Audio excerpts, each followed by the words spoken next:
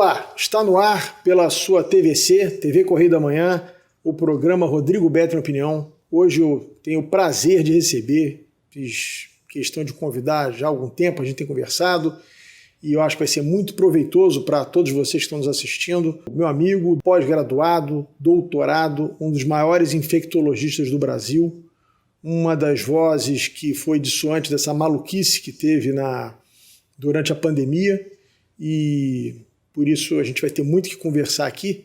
Doutor Edmilson Migovski, muito obrigado pela sua presença, doutor Edmilson Migovski. Eu que agradeço, Beto. Eu gostaria que primeiro você se apresentasse aqui ao nosso telespectador, porque eu te conheço há muitos anos, eu quando tenho alguma dúvida em medicina eu pergunto para você, não pergunto para outra pessoa. Sigo cegamente o que você diz, porque eu confio muito nas suas avaliações. Mas é importante que você se apresente, porque você tem um histórico de coisas feitas pelo Brasil muito grande. Pois é, eu sou médico, como você falou, formado pela UFRJ em 1984, onde fiz minha residência em pediatria, mestrado em pediatria e doutorado em doenças infecciosas, e MBA em gestão pelo Instituto COPEAD. Toda a minha formação foi a UFRJ, a quem eu tenho muita gratidão e hoje uma certa mágoa, mas a gente fala depois ao longo da nossa entrevista. E lá eu sou professor de doenças infecciosas, professor homenageado todo semestre pelas turmas, e que agora mudou um pouquinho o contexto. Como você falou, eu sou uma voz realmente que destoa das demais, porque desde janeiro de 2020, antes mesmo da Covid chegar no Brasil, eu já aventava a hipótese de você tratar de forma imediata para minimizar o impacto dessa enfermidade que causou tantas mortes no Brasil e no mundo, e que eu tenho toda a convicção que a gente evitaria aí, no mínimo 95% das mortes, se algumas iniciativas, como as medicações reposicionadas, fossem instituídas com menos crítica do que foi feito. Então, é por isso que eu estou aqui falando com você, estou feliz de estar aqui, poder divulgar o trabalho que eu fiz, e que eu já venho conflitando há um tempão, porque eu acho que eu penso um pouco fora da caixa, e faz com que a minha opinião, embora eu seja da academia, no caso da UFRJ, embora eu seja da Academia de Ciências Farmacêuticas do Brasil, então imortal da academia, inclusive do Rio de Janeiro, eu acabo me posicionando um pouco contra, não sei se por coragem, inteligência ou perceber determinadas coisas que as pessoas não percebem. Então, mais uma vez, eu fiquei um pouco fora do grupo e fui, como você comentou, cancelado por vários meios de comunicação, ainda bem que se dá espaço para mim aqui no teu canal. Então, eu queria entrar nisso, eu queria voltar um pouquinho atrás, porque eu conversei muito com você durante a pandemia. Sim. Né, e a gente foi trocando impressões. Eu, na época, estava ajudando ao ex-prefeito Crivella na coordenação, ele era candidato à reeleição, e a pandemia se deu no ano eleitoral, então aquilo tudo mexeu muito com toda a vida das pessoas, obviamente mexeu com o processo Sim. eleitoral. E a gente trocava muitas impressões. Eu sempre fui muito crítico, eu também acabei apanhando muito por conta das críticas que eu fiz à questão do lockdown, porque, fazendo assim uma analogia, é muito fácil você dizer que curou o paciente matando o paciente. Né? Não adianta você matar o paciente. Então, você produz uma restrição enorme na circulação das pessoas, na atividade econômica, aumenta profundamente a pobreza, piora a qualidade de vida das pessoas e diz, salvei tantas vidas. Mas em quantas vidas você prejudicou e quantas pessoas morreram de causas por conta da pobreza, que você não identifica, porque não vai estar em nenhuma estatística e nem vai aparecer na Globo todo dia, contando lá o número de mortezinhas por conta da pobreza produzida pelos lockdowns. Nós estamos vivendo aí uma inflação mundial braba, né, uma carestia enorme no mundo inteiro, por conta dessa insanidade, dessa loucura. E a gente trocou muitas impressões sobre essa questão das medidas tomadas, né? Principalmente essa questão do lockdown, essa resistência ao tratamento imediato, né? Precoce.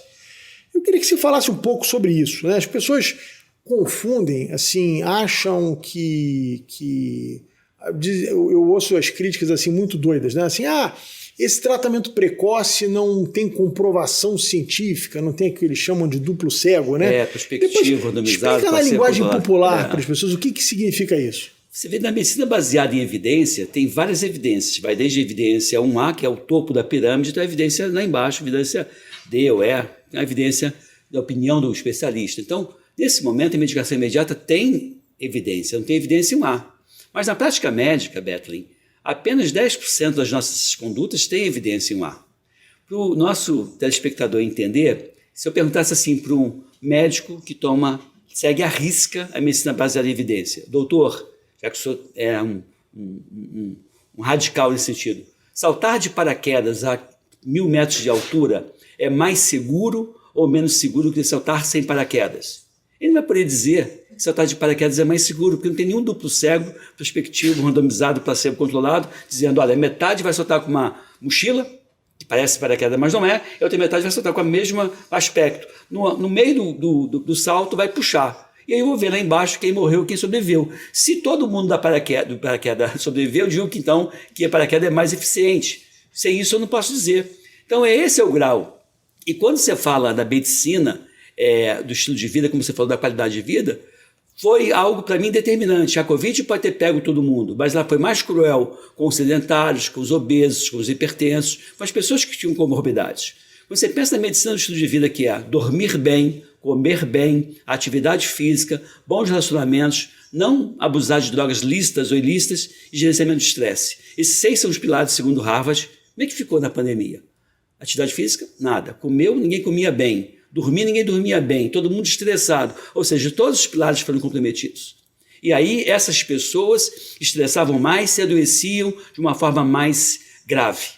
E aí agora surge a hepatite misteriosa, principalmente em crianças, que deve ter relação com o lockdown ou pode ser que tenha relação com a própria vacina de RNA recombinante. Então, a gente está diante de uma série de problemas que provavelmente a conduta errada, persistentemente errada, fez com que a gente esteja agora colhendo frutos muito ruins.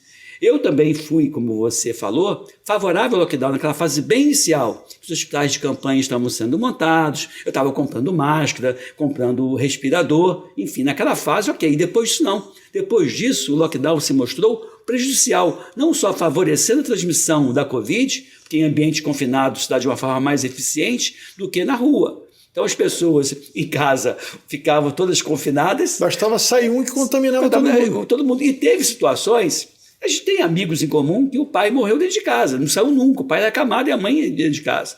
Teve uma situação até de uma funcionária da Globo, que ela tem problemas de uma doença autoimune, ela em casa o tempo todo, ela foi na portaria do prédio pegar alguma coisa, ela se contaminou e a filha dela dentro de casa se contaminou, eu tratei das 2 pessoas. Enfim, com nitazoxanida, essa medicação dita ineficaz pelas pessoas, elas sim são negacionistas. É o vulgo Anita, né? O remédio de verme. Depois a gente vai falar sobre isso. E tem outros medicamentos que se comprovaram eficazes. Né? Então, assim, desde o início foi a minha defesa, e a gente tem resultados fantásticos lá em Volta Redonda, por exemplo. Ou seja, tanto na saúde pública quanto na prática privada, e ressalto, eu não cobrei consulta de ninguém, eu não faço clínica particular, eu sou professor com dedicação exclusiva da UFRJ, tenho consultoria que eu posso ter dentro da legalidade, mas eu não faço consultório. Eu dei consultoria para várias empresas e foi aí que eu tive ganho nessa pandemia, mas ganhar do paciente enfermo eu não ganhei do CPF, eu ganhei do CNPJ das empresas, até porque eu tinha essa posição de manter as coisas abertas não por irresponsabilidade, sim por segurança e conhecimento científico. Aí a gente vai entrar nessa questão do tratamento precoce que foi tão bombardeado, criminalizado, eu via. Olha, impressionante como a imprensa prestou um desserviço ao Brasil ao longo desse período. Eu via médicos renomados que estudaram 10, 12, 15 anos da vida, como é o seu caso, você estuda até hoje, porque o médico não para de estudar nunca, mas se juntar todo o teu tempo de formação, sei lá, vai dar 12, 15 anos de formação. Dá até mais que isso. E aí esse cara é chamado numa CPI da Covid para ser espinafrado pelo Renan Calheiros, pelo Omar Aziz e pela aquela Pato Donald lá do Amapá, esqueci até o nome, aquele Randolfo Rodrigues, aquele cara horroroso. Esses caras esculhambando médicos renomados, senhores da verdade, dizendo que esses médicos eram charlatões, picaretas.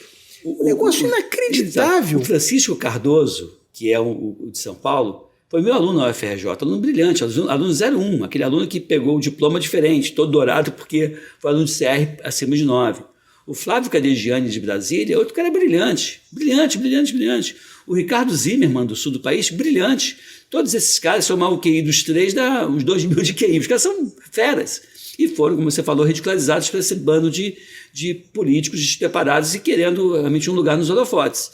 Então, assim, acho que esse é o momento até de refletir sobre isso, né? Porque as pessoas não tiveram direito de ter acesso à verdade e nem ao tratamento imediato. Morreram por desinformação, morreram porque não tiveram acesso a medicamento. Lá em Volta Redonda, nós convidamos, até o prefeito de lá era o Samuca, nós fizemos um trabalho grande, porque a Volta Redonda tinha uma letalidade muito alta para a Covid-19, e nós fizemos um comunicado para a população: olha, tem sinais e sintomas de Covid, não fique esperando agravar para ir no hospital, vá nos primeiros 2, 3 dias. E eles iam nos polos, e no polo era fornecida a medicação nitazoxanida gratuitamente, que eu consegui as amostras gratuitamente para 2.500 tratamentos. Mas aí melhorou muito, reduziu muito a letalidade. Quem tomou o medicamento não morreu, foram 604 pacientes tratados de uma forma imediata, 2 internações em enfermaria, ninguém entubado. Aí mudou o Só político... Só para repetir, você tratou 604 pessoas em Volta Redonda com o seu protocolo da Anitta, que é o composto nitazoxanida. Isso em Volta Redonda, no setor público. Dessas 604 pessoas, todas elas com mais de 40 anos, como você me disse. Ou doença de base. Eu era obeso, tinha diabetes. Eram grupos de risco. Nenhuma foi entubada? Não, só 2 foram internadas em enfermaria, tiveram alta muito bem, obrigado, e nenhum óbito. E se eu fosse tomar por base a letalidade geral da Covid nesta cidade, geral que eu digo, pegando toda a população, e não essa população de alto risco, lá a letalidade é em torno de 4%. Ou seja, em 604 eu teria no mínimo 24 óbitos e mais aí uns 70 internações em terapia intensiva e entubado. Então, de 604 eu tive 2 internações em enfermaria. Isso é expressivo, significativo. E aí as pessoas falam, isso não tem comprovação científica. Gente, eu sempre ouvi falar que contra fatos e dados não há argumento. Depende de quem está do lado de lá. Quem está do lado de lá é contra. Agora, por quê? É uma molécula barata, não patenteada. E tem mais. Se a gente assumisse que tinha uma medicação que era segura e eficaz, já aprovada para outros fins, reposicionada para a Covid-19, se eu admitisse isso, não poderia, de forma alguma, licenciar vacinas em caráter emergencial. Sim. Nenhum outro medicamento em caráter emergencial. A Anvisa só faz esse licenciamento emergencial quando eu não tenho opção terapêutica para combater aquela enfermidade que está assolando aquela população. Então você vê a maldade que está por trás disso. Houve uma coisa orquestrada.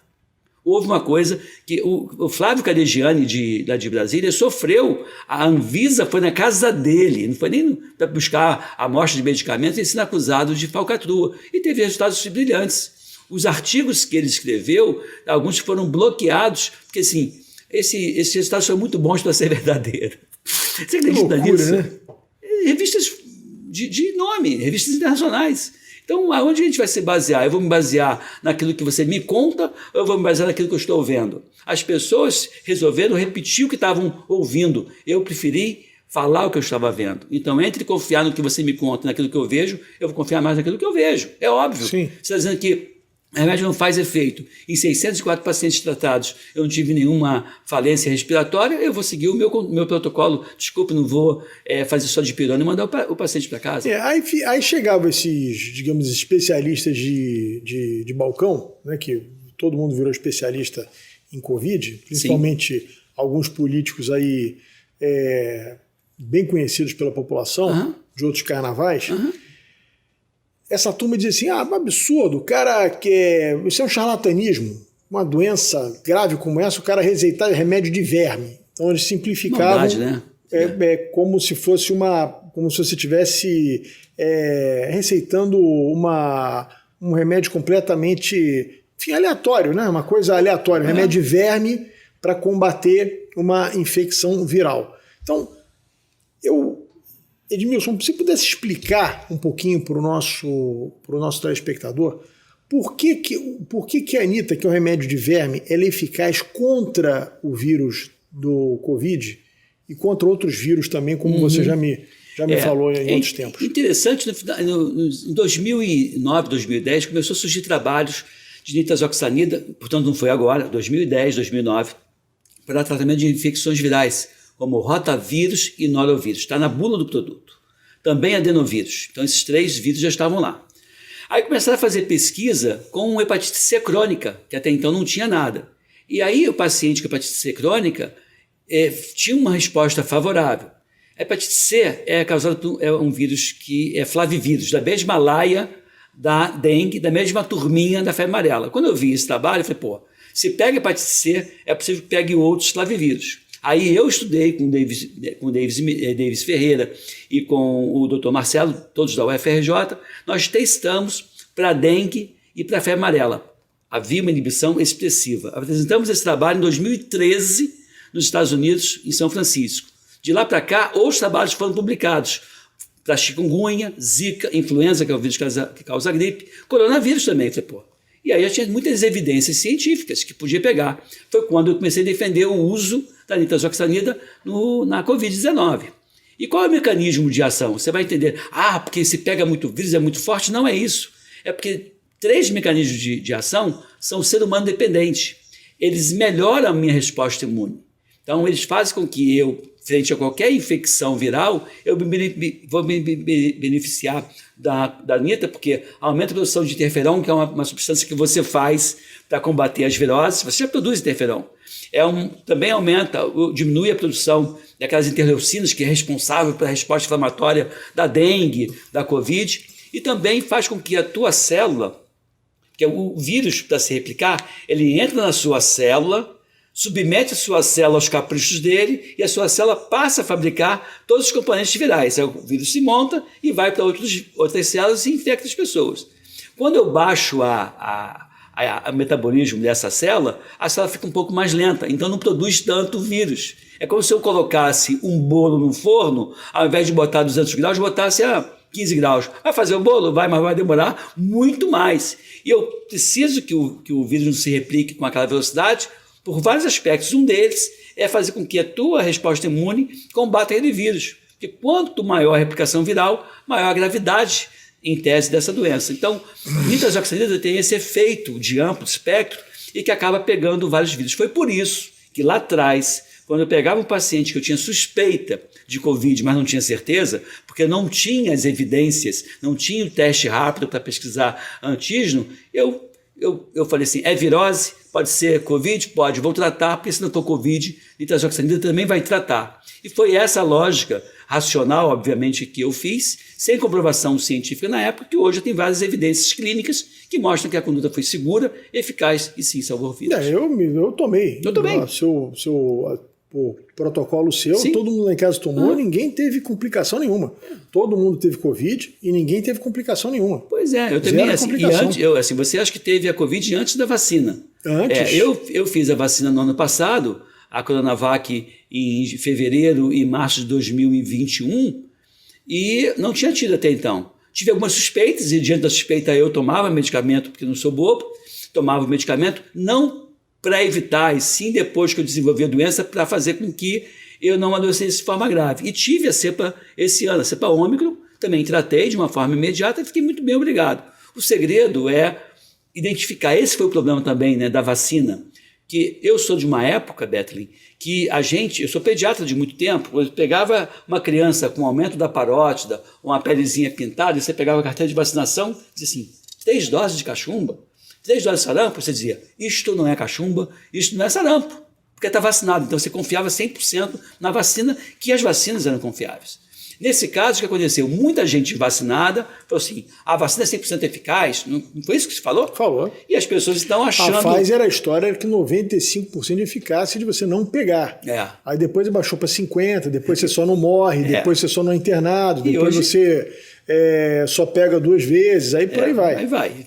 Foi fazendo. Ou seja, o grau de exigência para opinar pela medicação imediata foi aqui em cima. Para liberar a vacina foi aqui embaixo. E cada vez eles baixam mais de acordo com os resultados pífios que a vacina vem demonstrando. Veja bem, eu não sou contra a vacina. Nesse momento, eu acho que não justifica fazer mais vacina. Até porque a cepa já mudou várias vezes. É uma coisa lógica, eu não sou nada de medicina, mas você toma vacina de gripe todo ano, por quê? Porque a cepa muda todo ano. Isso. Então você vai tomar uma vacina diferente. Para que eu vou tomar uma 3ª dose, 4ª, 5ª, sei lá quantas doses, de uma vacina que é da cepa originária, que já mutou não sei quantas vezes? Eu não estou me protegendo de quê? Esse é o raciocínio. Fora o fato, olha só, de graça tem injeção na testa. Para mim, de graça não é injeção na testa. E segundo, se é de graça para a gente, para o governo não é, mas pode ter um monte de evento adverso que eu não tenho como prever e alguns não têm como tratar, eu não vou correr risco. Digamos, essa mesma vacina, com problemas de trombose, de miocardite, esses problemas todos que a vacina tem, mas é a vacina que vai evitar o ebola, que tem uma letalidade de 70%, não tem antiviral licenciado. Eu faria a vacina.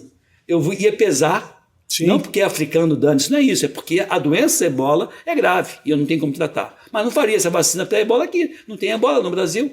Foi esse ajuste de contas que não foi feito. E vem um outro exemplo que as pessoas sabem, a polio oral, a gotinha. Todo mundo gosta da gotinha, ama a gotinha, mas não é mais uma vacina que teu bebê, se o seu bebê nasceu hoje, ele vai tomar a primeira vacina injetável, que é inativada, para só depois tomar a vacina polio oral. Aboliu-se a polio oral da primovacinação no país, mas não se aboliu na África e na Índia, porque lá o vírus selvagem continua circulando. Em determinado momento no Brasil, os casos de paralisia pelo vírus da polio, todos eram atribuídos ao polio vacinal. Opa, se eu não tenho mais polio pelo vírus selvagem, eu abandono a polio oral, faço a polio injetável, que eu não posso parar de fazer vacina, porque é uma vacina mais segura e igualmente eficaz, e deixo para...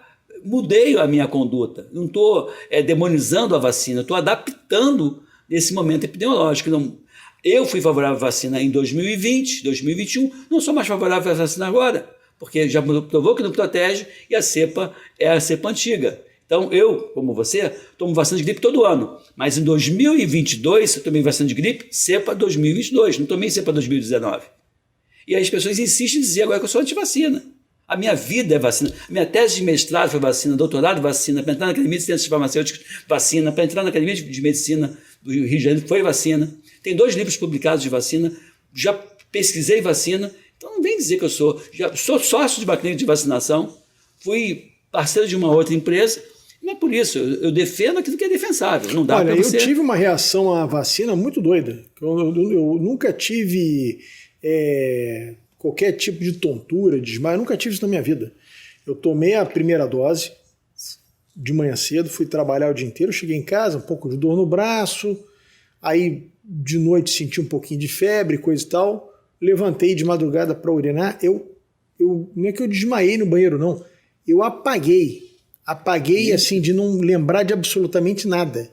Eu poderia ter batido com a minha cabeça na pia, enfim, no vaso.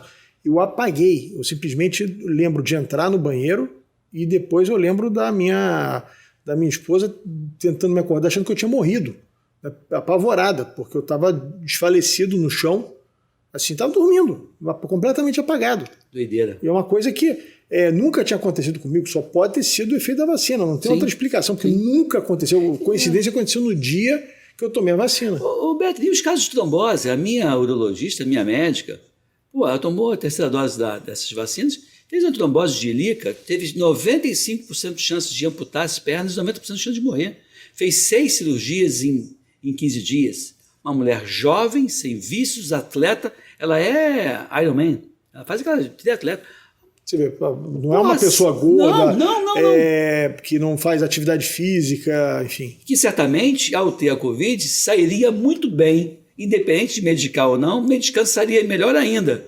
Ou seja, eu não posso ficar, toda e qualquer conduta em medicina, é sempre o gerenciamento de risco-benefício. É sempre assim. Então hoje, né, nesse momento, o benefício da vacina está se mostrando muito ruim, frente ao que se vendeu inicialmente de conceito, de ser uma vacina eficaz e de segurança.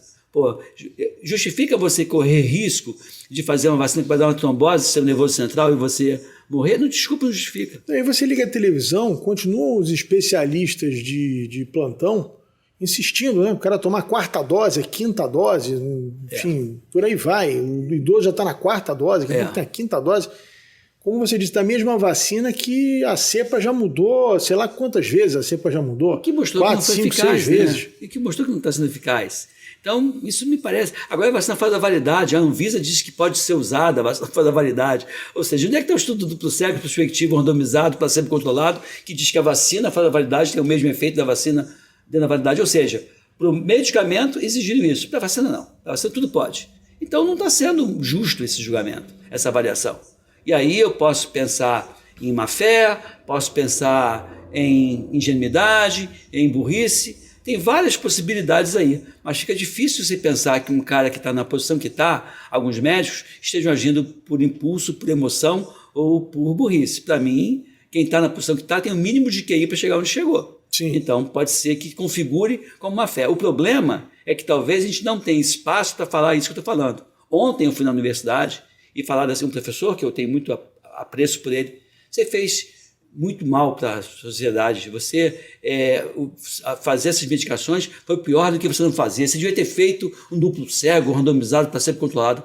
Eu falei assim, o que é? Você queria que eu pegasse, sabendo que a medicação funciona, randomizar. Metade toma placebo, metade toma medicamento.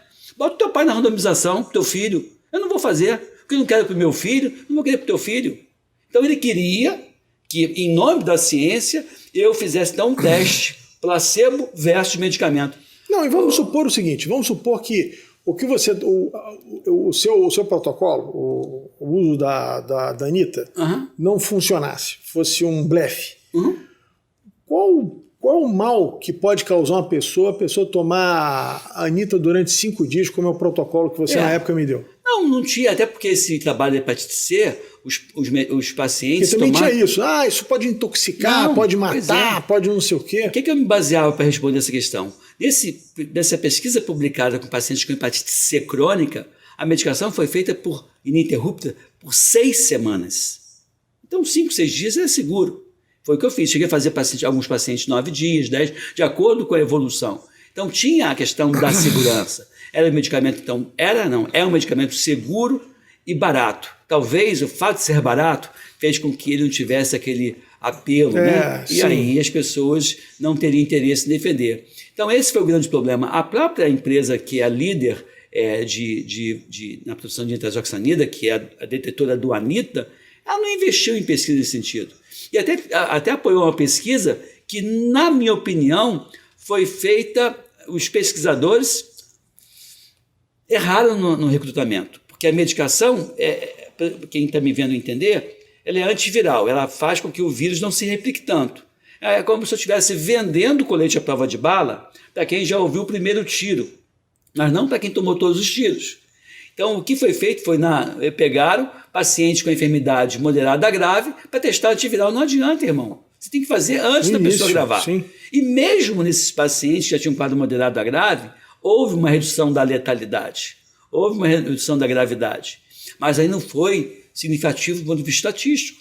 Então, quando teve um resultado favorável, eles desmereceram, mesmo que o protocolo tenha sido desenhado de uma forma muito ruim. E eu critiquei o protocolo antes mesmo dele ser iniciado. Eu não fui ouvido. Então, assim, me parece que foi uma coisa orquestrada para dar errado, entendeu? Já se sabia das vacinas, sabia de outros medicamentos, e assim foi, infelizmente. A gente vai olhando para trás e eu tive muito tempo na política e tive muito tempo próximo a pessoas que tomavam decisões importantes, né, para a vida das pessoas. Então a gente entende um pouco como funcionam os bastidores das coisas, né? E aí você vai percebendo, se você começar a olhar lá para trás, como foi um processo, né, de aterrorizar a população. Sim. Primeiro começaram a chegar imagens supostamente vazadas da China, que as pessoas iam, não sei se você lembra disso, na rua. Desmaiavam na rua, parecia filme de zumbi, o cara ia caindo um para cada lado, todo mundo caindo, desmaiando, como se fosse uma coisa, vai contaminando, parece aquele negócio de dominó, que você derruba um, vai derrubando um monte assim. E aí isso foi espalhando, daqui a pouco que estava transmitindo, que na Itália morreram não sei quantas pessoas e não sei aonde, imagem de todo mundo fechado, as pessoas com aquelas roupas que se usam em laboratório, parece astronauta. Enfim, foi uma coisa assim, um nível de terror que foi espalhando, né?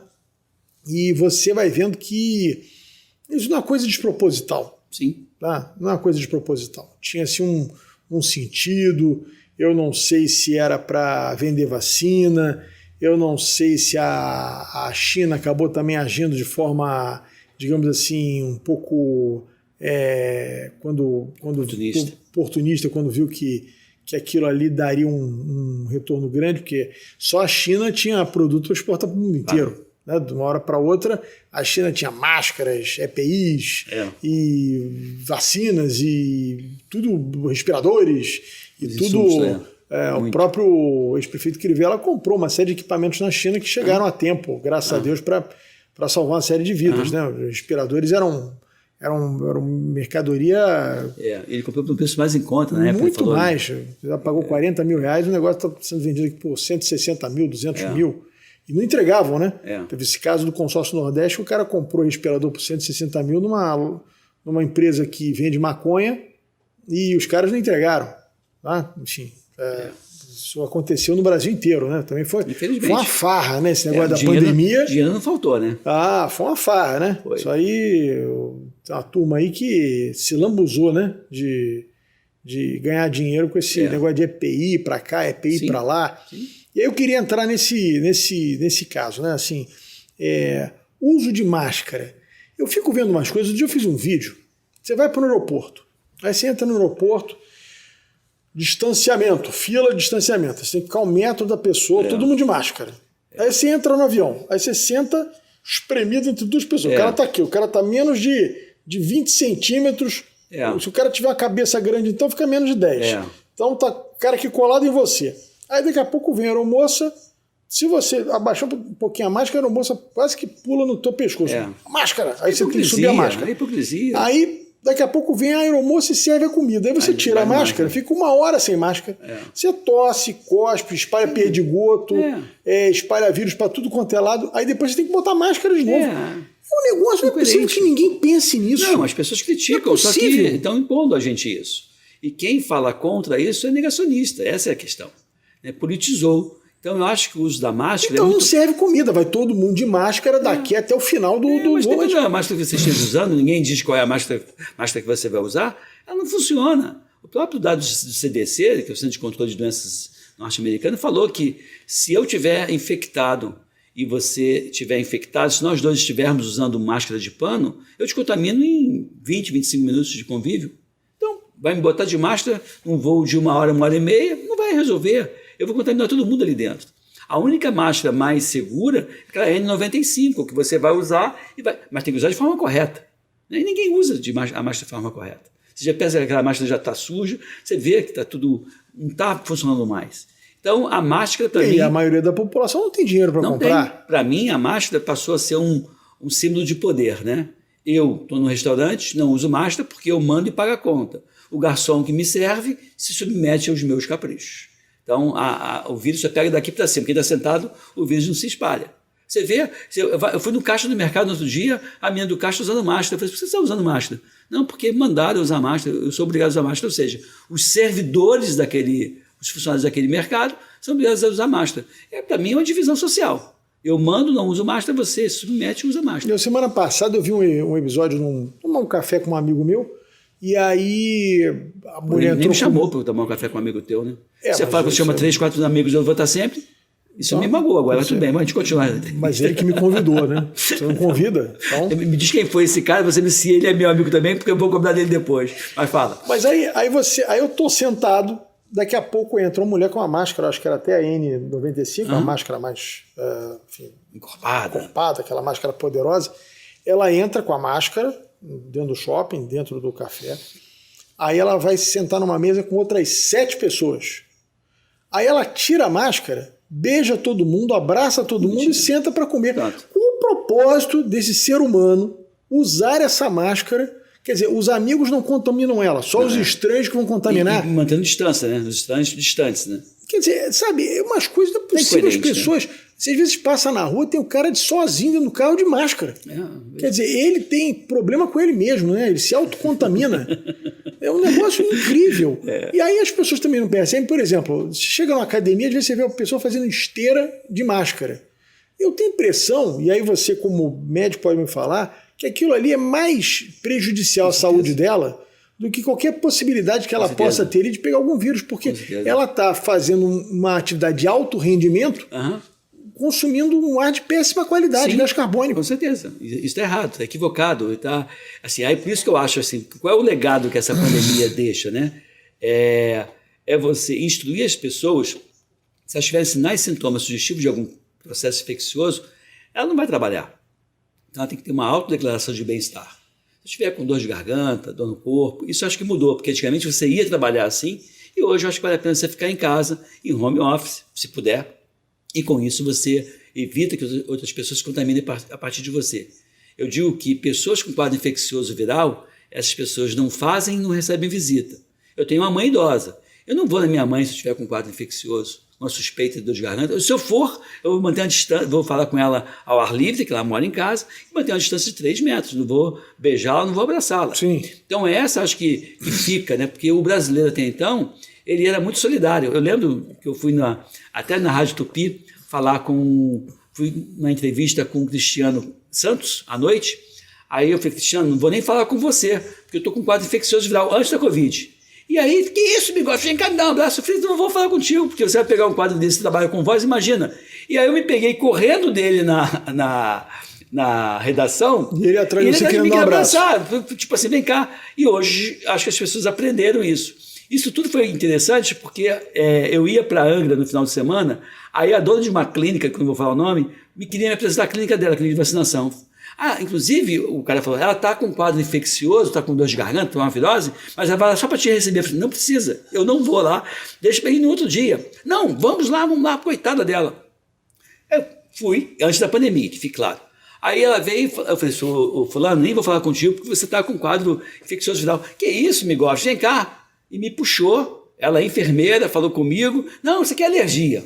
Sexta-feira. Na segunda-feira, eu adoeci. A partir dela. Aí foi na segunda-feira que eu fui na Tupi e o Cristiano ficou atrás de mim. Você entendeu? Assim, que se ela... Eu já tinha essa consciência por ser infectologista, mas ela não. Hoje em dia, as pessoas aprenderam a respeitar. Se eu digo assim, eu estou com uma virose, você não vai chegar perto de mim, ou eu não venho aqui. E outra coisa, ao usar uma máscara, eu já vou sinalizar para você que eu não estou bem.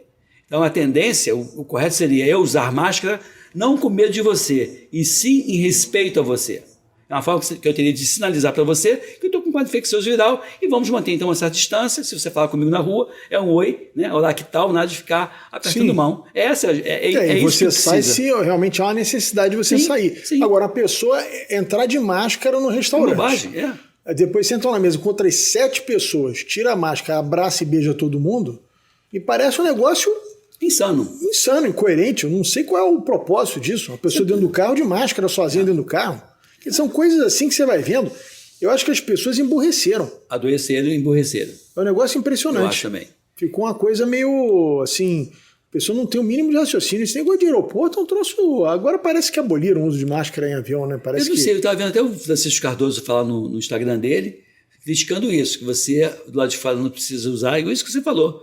E foi essa semana, não sei se aboliu ou não. Inclusive, eu vou viajar para Brasília, São Paulo, semana. Nos Estados Unidos aboliu. Nos Estados Unidos sim, Europa também. O Brasil continua. Inclusive, a crítica dele era onde está a ciência por trás de manter a máscara no avião. A mesma crítica que você está fazendo. Já que Estados Unidos aboliu, Europa aboliu, e qual é o motivo? E ele conta essa história que você contou. Eu como, puxo a máscara e aí tudo bem? Como é que é? É um erro. Eu gosto de louco. Imagina, você falar, as pessoas sugerindo lockdown, com esses ônibus, esses BRTs abarrotados de gente para cima e para baixo. Quer dizer, lockdown só funcionou para a classe média rica. Né? Porque o pobre, coitado, continuou trabalhando todo santo dia, né, prestando serviço para essa turma. Eu via aqueles programinhas da Globo, olha, estamos aqui em casa, estamos nos adaptando, estou pintando com a minha filha, eu estou não sei o que, apareceu Luciano Huck, Angélica, naquela mansão deles. Ali devia ter uns 10 funcionários, uns 3 babás, 2 fazendo faxina, uma cozinhando. Essas não teve lockdown, trabalharam todo dia. Para os bonitões ficarem lacrando na internet. Quer dizer, um negócio assim, é uma hipocrisia. Sinceramente, eu não aguento mais isso, não me dou mais o direito de compactuar com esse tipo de hipocrisia. Mas, Beto, a tua opinião, que é a minha opinião, ela não teve lugar, né? Porque, queira ou não, a mídia, ainda o veículo mais importante, assumiu uma posição de uma tentativa de emburrecer a população, por vários fatores. E aí politizou esse negócio. Ainda teve o problema que o presidente Bolsonaro foi defender o tratamento precoce, foi contra o lockdown, aí a coisa se acentuou, porque aí virou uma guerra de titã. Porque não tinha algum interesse econômico por trás, se é que tinha, também não vou ser leviano de afirmar que tinha, mas que foi muito estranho como a forma foi conduzida, e você mesmo narrou alguns fatos importantes, mas passou a ser uma batalha política. Nós temos que ridicularizar todas as opiniões do Bolsonaro, sendo elas boas ou não. Eu acho que ele errou em algumas comunicações, eu acho que em outras ele estava completamente certo, e acabou que isso virou uma batalha de titã. Sim, né? E assim, foi por essa questão até que eu hoje fiquei numa situação muito solitária na universidade, o tempo todo eu falava, aí foi quando eu fui chamado para presidir o comitê de contingenciamento da Covid pelo governador Cláudio Castro, sofri críticas dizendo que as pessoas, o médico que defende medicação ineficaz, a própria TV Globo falou isso, preside o comitê. Cara, eu tinha as minhas convicções e tenho as minhas convicções. Exatamente, eles taxavam de medicação ineficaz. Em que base tem um apresentador desse da Globo para dizer isso? Ele estudou aonde? Quando? E desde qual curso que esse cara fez? Pois é, essa é a questão. Então, assim, eles foram repetindo essa narrativa que para mim foi criminosa. Né? Então, assim, acho que essas pessoas deveriam pagar. Não o jornalista da Globo, que ficou repetindo o que determinados doutores ou pseudodoutores falaram. Teve um desses pseudodoutores que me criticou, eu fui lá no currículo Lattes dele, mestrando desde 2005, vai estar já 17 anos fazendo tese de mestrado dele. Eu falei assim, olha só, quando você acabar a tua tese de mestrado, acabar o teu doutorado, acabar o teu MBA, você vem falar comigo. Não, desculpa, você é cientista? Não é. Eu sou cientista, eu tenho doutorado. E assim foi muito duro para mim, não foi uma coisa fácil. Né? Então a gente tem que botar na mesa o tempo todo os nossos argumentos e sendo ridicularizados, sendo rotulados. Eu fui rotulado como charlatão, charlatão popstar. Porque eu falo bem com você, eu tenho essa facilidade de me comunicar, eu sou um cara que tem doutorado e mestrado, mas eu falo português, não falo medicinês, então as pessoas entendem o que eu falo. E eles não. Então eles não têm essa visibilidade e houve uma crítica e um cancelamento da universidade, a ponto de eu ser retirado da sala de aula. Eu, professor homenageado por tantas turmas, eu era homenageado todas as vezes. E hoje eu não estou na sala de aula. Eu estou em outra atividade. Que loucura, né? Então, assim, apesar da minha qualidade, apesar das coisas que eu faço, hoje as pessoas dizem assim, cara, o tempo vai dizer... Tempo é soma da razão. Eu creio nisso. A mentira não resiste ao tempo. Tomara que não. O problema é que as pessoas ficam contando... Quem detém o poder de comunicação está contando a história. É uma mentira repetida. Eu acho que essa turma também da academia, essa turma da ciência, que você tem, obviamente, uma turma muito inclinada para a esquerda, né, que tem um viés do Estado controlar a vida das pessoas, coisa e tal. Essa turma, eu acho que eles descobriram que aterrorizando a população, eles têm um poder que eles não tinham antes, de controlar a vida das pessoas. E olha só. Você pode ir para cá, você pode sair ali, você tem que usar máscara, agora você pode tirar, agora você coloca, agora você tira. Controla a vida das pessoas. E pessoas, Bethlen, que se posicionam como pesquisadoras, como doutoras, porque têm doutorado, ok? Mas não são médicas. Tem educador físico, que é epidemiologista, doutorado em epidemiologia, falando de vacina e de medicamento. Eu fui numa entrevista com ele uma vez na Jovem Pan, eu falei, cara, de medicamento não discuto com você, discuto com o médico ou com o farmacêutico. Você é educador físico. Tem doutorado em epidemiologia, então vamos discutir epidemiologia. Uma outra enfermeira também, mesma coisa. Não estou desmerecendo essas pessoas de forma alguma, mas o que teve de microbiologista, de biólogo, de virologista, de educador físico, de epidemiologista opinando no tratamento, não está no gibi. Então, eles opinavam, eles tinham voz, e nós, doutores no assunto, não tínhamos voz. Eu cansei de ser interpelado pela TV Globo, da TV Globo me ligar, o produtor me ligar, me perguntar qual é a opinião, eu dizer qual é a minha opinião, isso no início. E aí a pessoa me fala assim, a tua matéria caiu. Desculpa, você demorou a responder. Eu, que tenho mais de 1.300 entrevistas para a TV Globo, eu fui no Big Brother Brasil 2020 falar da pandemia. O que aconteceu no meu comportamento que fez com que eu não tivesse mais valor e viesse sua opinião passou a não ter mais peso. Você era um baita médico antes, agora você é um idiota.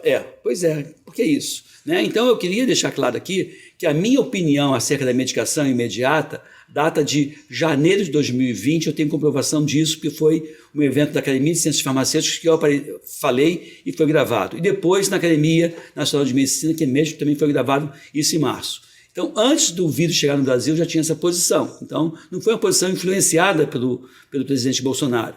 A minha posição em relação à vacina, inicialmente, era favorável. Depois eu comecei a ter desconfiança pelo que a gente ia vendo. E a partir do momento que eu tinha as convicções de tratamento imediato sendo seguro e eficaz, você vai aumentando o teu grau de exigência em relação à vacina que se propõe a ser preventiva. Não, é uma coisa tão louca que eu acho que o Bolsonaro errou um pouquinho na comunicação, mas o que ele dizia era o correto. É o correto. É o seguinte, olha, você não pode obrigar uma pessoa a tomar uma vacina experimental. Sim. Agora, ele dispôs de vacina para todo mundo. Sim. O governo federal comprou 500 milhões de doses de vacina. Ou seja, todo mundo que quis tomar vacina teve condições de tomar vacina. O que ele era contra, e que eu sou contra também, é você obrigar. Por exemplo, como é que você vai me obrigar a dar uma vacina para minha filha? Com 6 anos de idade. E se minha filha tiver um treco? Quem é responsável por isso? Porque a Pfizer diz que ela não é responsável. Ela assina um contrato com o governo federal dizendo assim, qualquer tipo de reação adversa, eu não sou responsável. Então quem é responsável? Aí vai ser o governo, né? Entendeu? Alguém tem que ser responsável. Né? Isso foi muito cruel, sabia? Assim, porque não foi uma coisa honesta. A própria compra de vacina, nem todo mundo fazia vacina na época que foi comprado, não tinha ainda aprovação para criança, e se comprou uma quantidade que era superior a 2, 3 doses por pessoa. Por que essa quantidade toda de vacina, se são só 2 doses a vacina X ou dose única a vacina Y? Ou seja, já se sabia que teria que fazer esse reme-reme de dose a cada 4 meses. Então, isso já se sabia que não ia ter eficácia. Então, foi uma grande jogada de marketing, uma grande jogada comercial, e que os fabricantes nadaram de braçada nessa questão. Né? Então, hoje, eu tenho essas dificuldades de falar para alguns grupos, porque me rotularam como bolsonarista, e por isso eu me filiei ao PL, só de raiva. É aí que eu queria entrar com você. Você acha, assim... Eu acho que essa tua vivência nesse último ano e esse cancelamento que você teve na universidade, enfim, na tua vida pública, né? Você era uma pessoa que sempre foi acionada pela mídia para dar opinião sobre uma série de questões de saúde. Hoje falo na Tupi, falo na Sul-América Paradiso, então eu continuo, falo aqui no teu... Principalmente a Rede Globo te excluiu de qualquer tipo de comentário. Excluiu. Isso que te fez pensar em... Você hoje é um pré-candidato a deputado federal, né? no PL.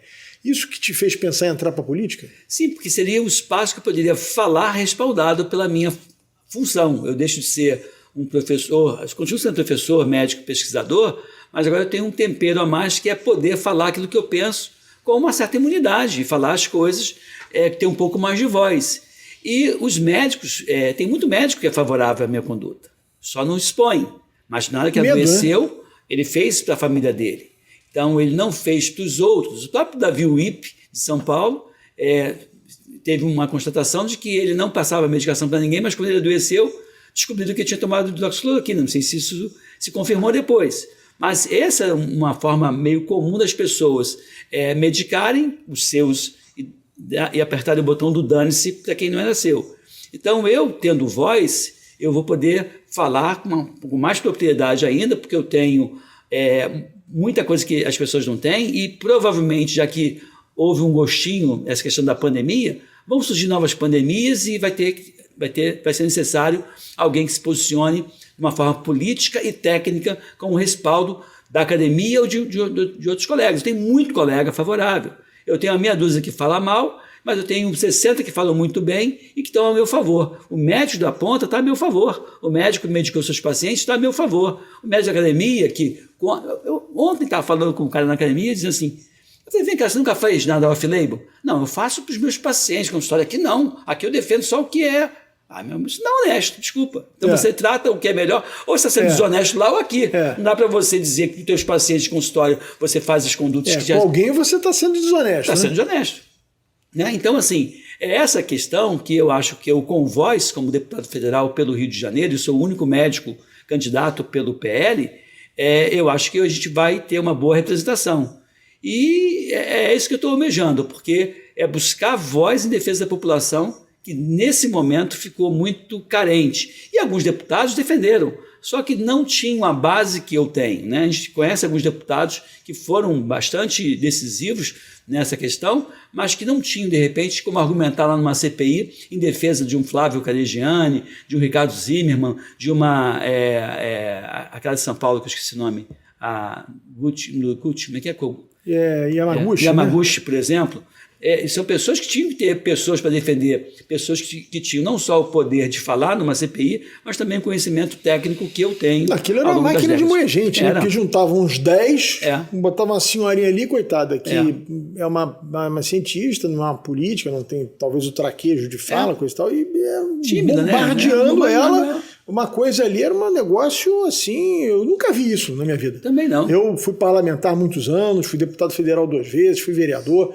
Eu nunca vi uma máquina de moer gente que nem esses caras inventaram e pior, comandado por picaretas. Pois é, que quando o cara ia falar, eles saíram da CPI, o Francisco Cardoso falou para ninguém, eles não estavam lá. Eles deram suspendido. Então, assim, um total desrespeito às pessoas que foram lá. E a imprensa banando essas maluquices. Sim. Quer dizer, a intenção ali não era esclarecer nada, investigar nada, a intenção ali era só fazer um palco político para atacar uma posição que era contrária deles, que era a posição do presidente da República. E você sabe que esse movimento de médicos com a minha posição de vir candidato não é só no Rio. Eu sou candidato pelo Rio de Janeiro, pré-candidato pelo Rio de Janeiro, mas tem lá a Roberta Lacerda no Rio Grande do Norte, tem a Lucy Kelch, que também vem, tem outros colegas que atuaram nessa questão da medicação imediata, vindo candidatos ou sendo pré-candidatos nos seus estados. Que eu acho que é bom, que pode dar uma mudada no parlamento, mostrar pessoas um pouco mais comprometidas com a saúde da população, não com a conta bancária da indústria farmacêutica. Isso é o meu maior estímulo para lutar e entrar. Nunca fui político, nunca tive nenhuma vinculação política partidária. Eu sempre busquei os parlamentares para pedir ajuda dos projetos da UFRJ. Eu sou o médico que mais levou projeto e dinheiro para a UFRJ. Acabei de inaugurar agora um laboratório de inovação em saúde pública, que a bem da verdade teve apoio da Cristonieto, do PL, do Lorival Gomes, do PP, do Paulo Ganimi, do Novo, e do David Miranda, que era até ontem, entre aspas, do PSOL e hoje do PDT. Ou seja, pessoas de direita, centro e esquerda, onde eu falei o seguinte: quando a causa envolve crianças, quando a causa envolve saúde, quando a causa envolve educação, não tem partido, tem que ter boa vontade. E eu, com o meu discurso, que eu não sou nem de direita, nem de centro, mas agora eu estou me posicionando mais como direita por conta do partido que eu me filiei, o que acontece? Eu sempre consegui trazer grandes recursos para a universidade, de todos os parlamentares que apoiavam atitudes que eram honestas. Então, muito do que o Instituto de Pediatria tem hoje é por conta de emenda parlamentar de políticos, de diferentes tendências. Tem o Sóstenes Cavalcante, teve o Altineu Cortes, que fez uma doação para a gente, teve o Rodrigo Maia, que apoiou a gente, ou seja, o Cristino Áureo, o Áureo de Caxias. Então tem uma gama enorme de políticos que vem apoiando a gente. Então eu acho que você é mais um político que vai ter esse olhar para a saúde pública, só que com uma diferença, com residência, mestrado, doutorado, MBA em gestão e tendo uma experiência de ter sido gestor de hospitais como o Instituto de Pediatria, já fui presidente do Vital Brasil, já fui coordenador da Vigilância Sanitária do Estado do Rio de Janeiro, ou seja, já fui gestor por mais de 10 anos, ordenador de despesa por mais de 10 anos e não tenho na minha carreira nada que macule o que mostre alguma outra coisa que não a honestidade e a lisura dos meus atos. Muito bom. Meu querido amigo Edmilson Migovski, olha, esse papo foi muito bom. Eu acho que a gente vai precisar repetir, porque tem muito para a gente falar de saúde pública. Eu acho que você deu aqui uma aula, assim, uma possibilidade das pessoas entenderem um pouco o que está acontecendo e até explicações que saem um pouco desse mundo raso da lacração, do discurso fácil, né? Eu acho que é importante as pessoas terem assim uma opinião com mais profundidade e conhecimento de causa, né? Sim. Porque especialista de balcão tá cheio aí. Cheio. Né? Tá cheio de especialistas de 15 minutos. Então, queria te agradecer muito a tua participação aqui no programa e torcer muito para que o Rio possa realmente ter quadros como você cada vez mais envolvidos na política, porque infelizmente a política foi tão criminalizada durante os últimos anos, né, assim, pela grande mídia, assim, um conjunto, então, assim, uma parte do Ministério Público, a grande mídia, que fizeram uma criminalização tão grande da política. É óbvio que tem gente que não presta na política, mas eu conheço muita gente boa também. Então, assim, essa criminalização acabou espantando pessoas como você que podem contribuir muito para que a gente possa melhorar o nosso país. Sabe que eu estava lendo uma frase do Mandela que diz assim, eu fiquei cansado, essa é a verdade. E o Mandela diz assim, está cansado? Descanse, mas não desista. Foi essa minha força maior. Estou aqui para lutar pelo nosso país, pelo nosso Estado. Foi foda, desculpa, mas foi muito difícil essa fase que eu passei e acho que a gente pode fazer mais. Edmilson Miguel, muito obrigado pela sua participação aqui no programa. Agradeço.